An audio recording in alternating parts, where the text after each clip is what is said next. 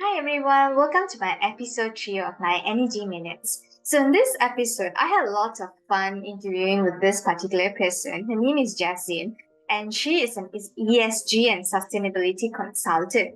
So what we mainly talk about in this episode, it's all about ESG reporting and the framework and how it could be done and what is the content, how do you do the benchmarking, what would be the mitigation plans. So she went in detail what would be the scope, especially on how do you measure greenhouse gas emissions, she touched a bit on carbon tax. So these topics are very interesting and it's very relatable to my previous videos and my previous episodes that we were talking about. So this episode is mainly going to focus on ESG reporting styles.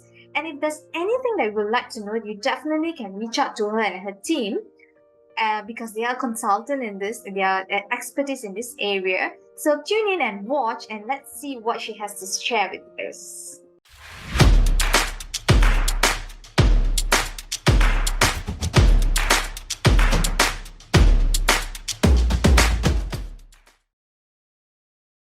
Okay, what I need to do to come up with the data which I can supply it to my customers, which are the PLCs.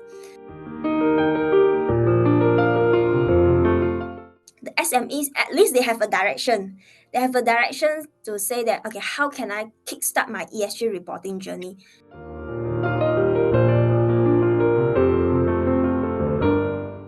What is mostly the content of the reporting? What is mainly the need to be reported? Okay, so usually for our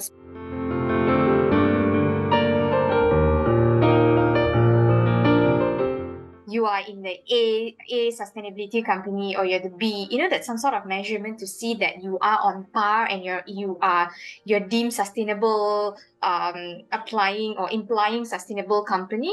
Is there any sort of measurement for this? Okay, so I believe you are.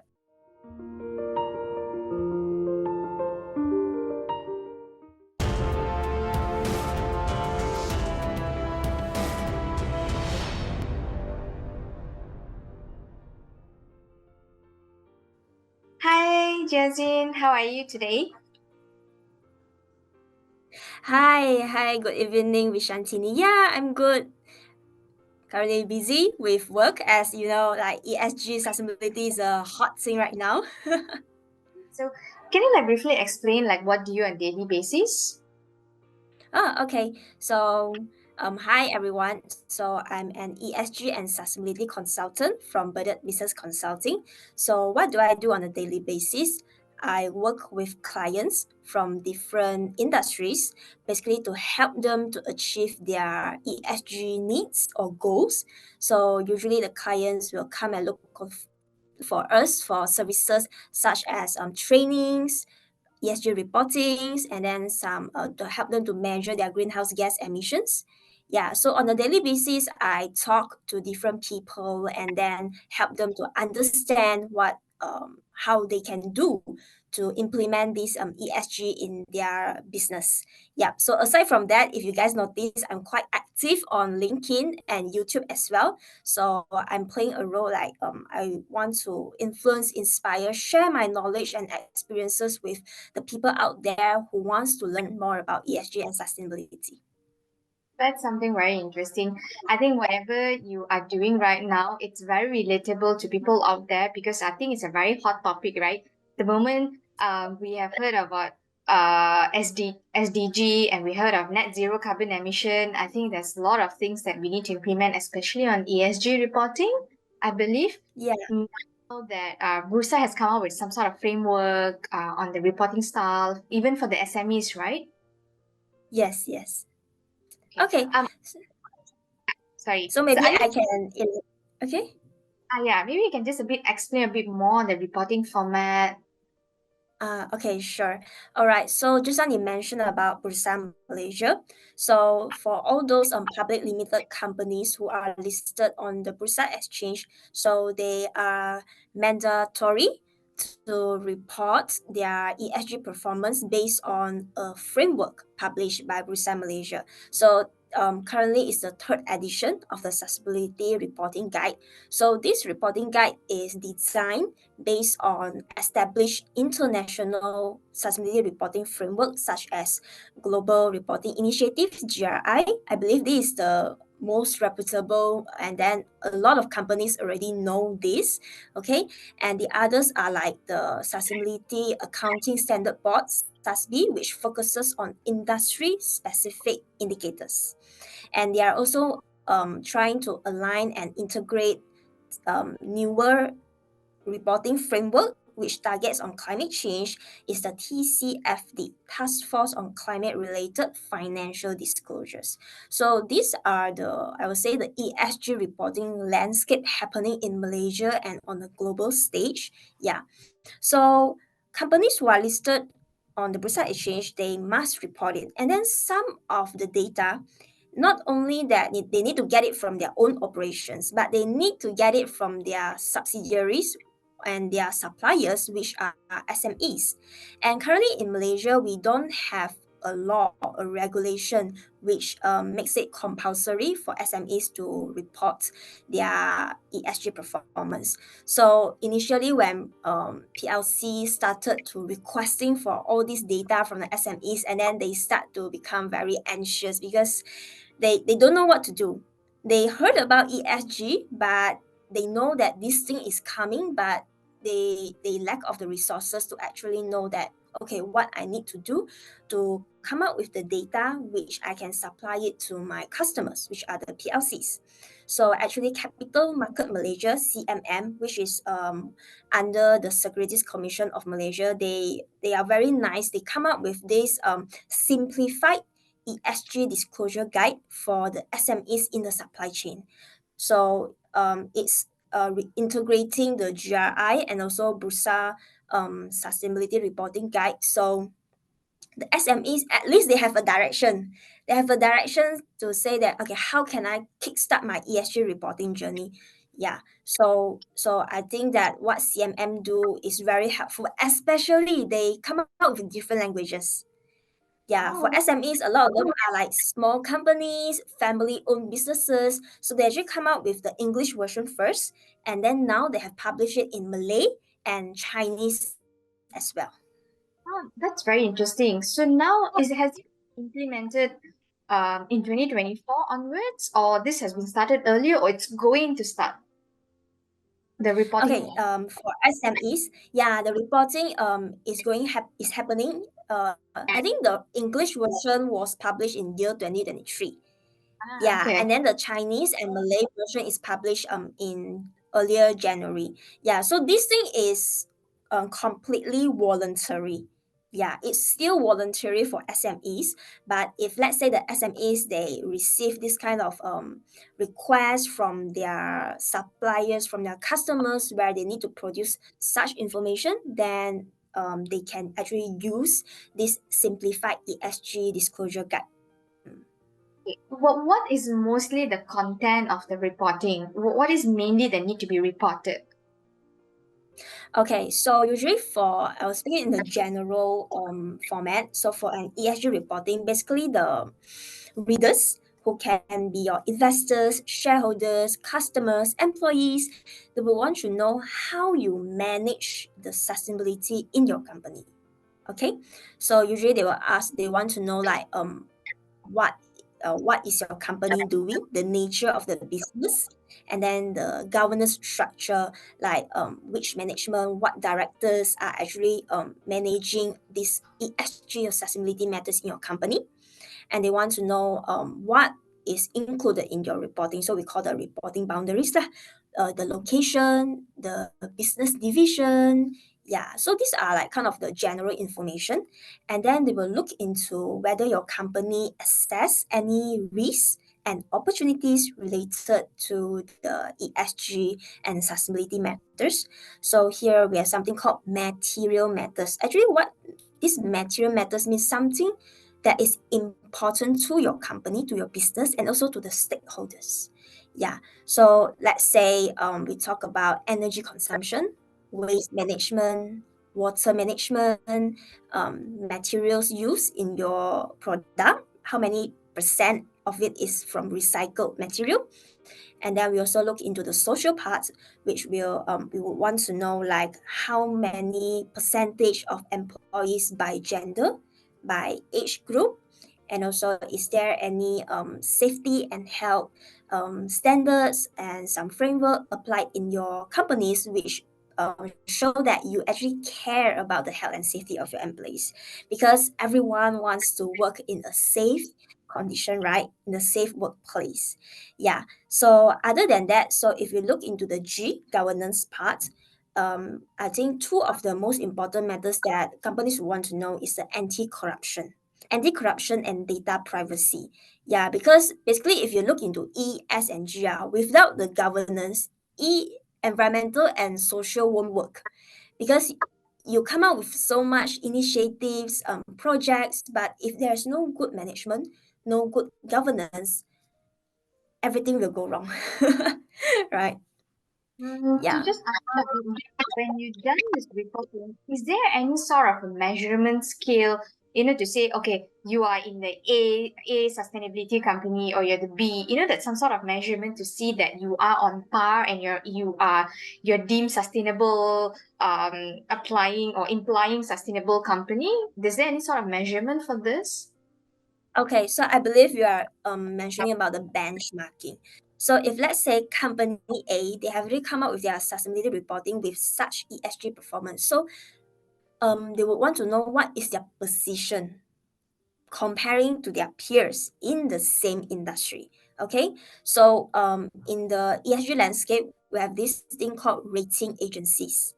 Okay. ESG rating agencies. So some of the quite established ESG rating agencies are MSCI and the S&P Global, where Okay. they have this Dow Jones Sustainability Index, and also Sustainalytics by Morningstar, and also for the ones that are more familiar to our Malaysian companies are the FTSE for Good. Yeah, FTSE for Good index on Bursa Malaysia.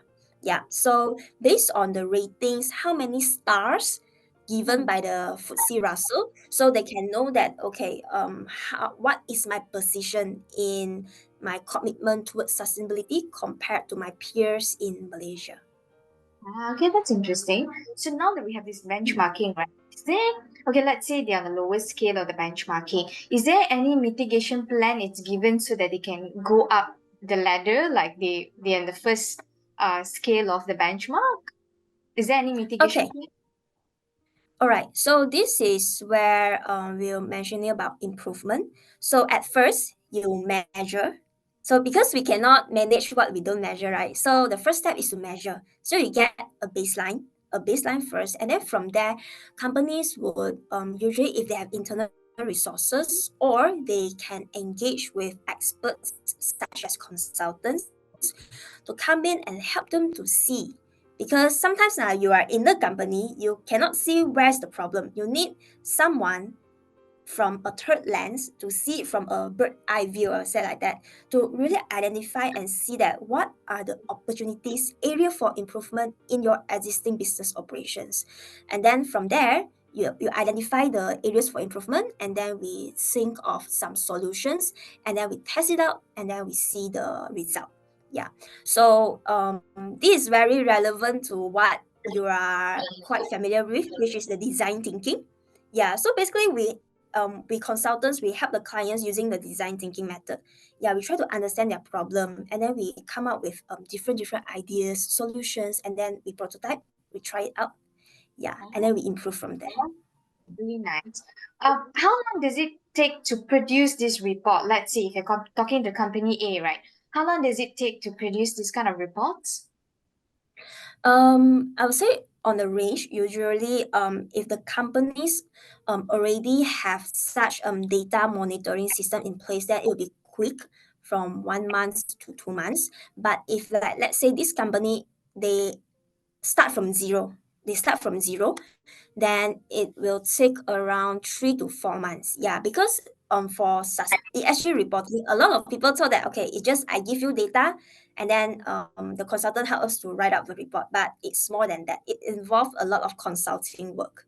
Yeah. So once this report has been produced, right, how long is the validity of the report? Like after how long they have to produce again another report? Okay, so on the common practice, companies are encouraged to produce the reports on an annual basis. Yeah, Okay. so usually like for PLCs on Bursa Exchange, because companies have to come up with their annual report, right? Following their financial year. Yeah, so the sustainability report will come in together. Yeah, so every year when they publish their annual report, so they have to update their sustainability report as well. Okay. That was recently last year, right? I attended a conference where they were sustainability in financing. So in their financial Mm. report as well, they actually incorporate the sustainability agenda as well. So does this ESG framework that has been done by Bursa Malaysia, right? Do they have anything that you need to cover on the financial part as well? So far for the Bursa one, no, they don't touch on the financial of your like ESG. Like they didn't ask you to disclose your ESG performance in financial terms. Yeah, but for just now I mentioned there's one reporting framework called SASB, Sustainability Accounting Standard Board. You can see there's an accounting word inside. Yeah, for that framework, they focus more on the financial impacts. Yeah. Okay, so this one will be more for relatable to banks and all that, right? Yeah. Because I know that for banks, for the financial sectors, they have their own sustainability reporting framework as well. It's different from the industries. Yeah. Okay, different from industries. Okay. So Yes. different sectors have their own style of reporting, meaning to say that. Mm. Okay, that's interesting. Earlier, you also mentioned that right? Besides doing ESG, besides consulting ESG frameworks and reporting, you also mentioned on green emission index or how to measure green emission or something related to that. What is it all about? Okay, so that one is measuring greenhouse gas emissions, or the more common people know is carbon emissions. Yeah. So usually there are two reasons why companies need this kind of help to measure their greenhouse gas emission. Number one is because of the ESG reporting, because climate change falls under the area of environmental. So um, in the Bursa Malaysia Sustainability Reporting Guide, they do request companies to disclose their scope 1, 2, and 3 emissions. Yeah. So to able to come up with that data, they need someone who are familiar, who has experience in this field to come into their operations and help them to measure their greenhouse gas emissions so that they can comply to the reporting requirements. So another reason why companies need to measure these greenhouse gas emissions is because of their exporting requirement. Yeah, so currently we have a few countries that have implement carbon tax, and example is the EU. They have come up with this carbon border adjustment mechanism, CBAM. So companies need to assess the carbon emissions embedded in their product. Yeah, so when they export their products into the EU, they need to come up with a report together with the product so that they can pass through the custom. If not, they can't get their products into EU. Yeah, so they need to come out with the paper which says that how much carbon emissions is embedded in 1 ton of my product. Yeah. Oh, that's very interesting. So, already Malaysia implemented carbon tax. No, currently Malaysia is not implementing carbon tax yet, but our neighbor Singapore has already implemented it for like quite a few years. Yeah. Okay, so is this like upcoming in Malaysia? Like they're looking into implementing it sometime? Yes. I believe globally on a global stage, those developed countries I would say, and some developing countries, they are actually implementing carbon tax, and I believe that Malaysia is going towards that direction as well, because you see carbon tax is a good tool to actually ask the companies to be responsible of their impacts, their business operations impacts. Yeah, because sometimes when you talk to the business owners, you tell them you need to reduce your carbon emissions because we need to save the earth, for our next generation so that they can live on a healthier, on a clean environment. But Yeah. businessmen speaks money. Yeah, Mhm. so carbon tax come in just right in time to actually makes those businesses feel the pain. It's like pinching them. Yeah, you feel the pain, then only you will change your behavior. Yeah, so I believe that if the governments are looking into this, they would actually implement this carbon tax in the future. It would somehow accelerate the sustainability agenda of Malaysia. Yeah, but of course, this thing must come hand in hand with resources and supports from those enabling institutions like academics, like Mhm. governments. They need to provide resources like some grants, subsidies, and those technologies to help companies to actually can comply to this carbon tax lah. Because we want to use this carbon tax to push them, but at the same time we don't want to burden them because Malaysia, like 98 to 99% of our businesses are SMEs. Yeah. Yeah, now we have these so many taxes, and then seems like GST is coming back, and then with this carbon tax coming in, I'm also don't know like how SME is gonna survive through this. Yeah. It's a bit tough on the SME side. But do you think, right, on your personal opinion, based on experience that we've been working on this area, which industry that's been Mhm. contributing or more on this greenhouse emission, and they probably will affect in the long run in terms of their business if carbon tax has to be implemented? Okay, so carbon tax will affect all businesses, but those that will feel the impact more faster will be those I would say related to the CBAM. Because under the EU carbon border adjustment mechanism, now they start off with six categories. So the industries involved are cement, iron and steel, aluminium, fertilizer, hydrogen, and electricity. So actually, Malaysia, we have quite a number of industries that are in the cement, iron and steel, and aluminium. So I believe that companies which are in these three categories will feel the impact, will feel the pressure first. Yeah. What about oil and gas companies? Oil and gas company, if only they are exporting their electricity. Yeah. Mm, okay, okay. Mm-mm-mm. All right, thank you, Jessine. It's lots of insightful in a very short period of time. Actually, I have like lots more of questions to ask, especially in carbon tax related, right? Because I'm more on the background of renewable energy and my expertise lies on that. I know that some mitigation plan for you to prevent on paying carbon tax is all this sort of implementation on renewable energy side sectors. But anyhow, your ESG reporting insights were very, very useful. I believe the viewers will be getting a lot of inputs from this. And I think moving forward, I think that's one way of measuring the performance of the company itself, right? It's about the sustainability reporting, I believe. So I think Mm. it could be a benchmark to see how well the company is doing and for them to be on par. And I think it also helps to bring in more businesses for them, right? Based on the ESG reporting. Yeah, because it will open up new business opportunities.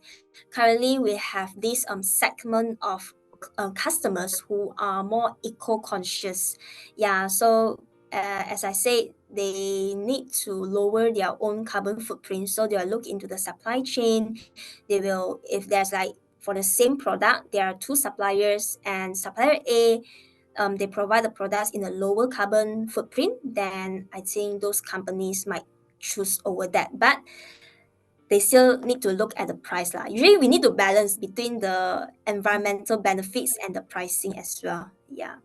So basically currently ESG there's like a lot of things happening here and there, and then we can see that people are struggling lah, and they are very anxious like, well, this day got new standards, the next day got new reporting standards. Yeah, so usually we talk with our clients, we tell them it's okay, we start off small, we take it step by step so that you can actually enjoy your sustainability journey. So that's why we need consultants like you to help those SMEs in their reportings, right? Thank you for that. Yeah, we hope to help SMEs lah.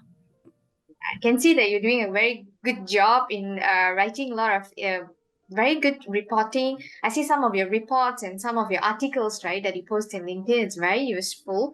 Keep up with that articles that you'll be posting in LinkedIn. Even I myself learned a lot from that. Thank you. Okay, thank you, Janzine. Have a very good day and a very good weekend. Yeah, you too. Bye. Bye.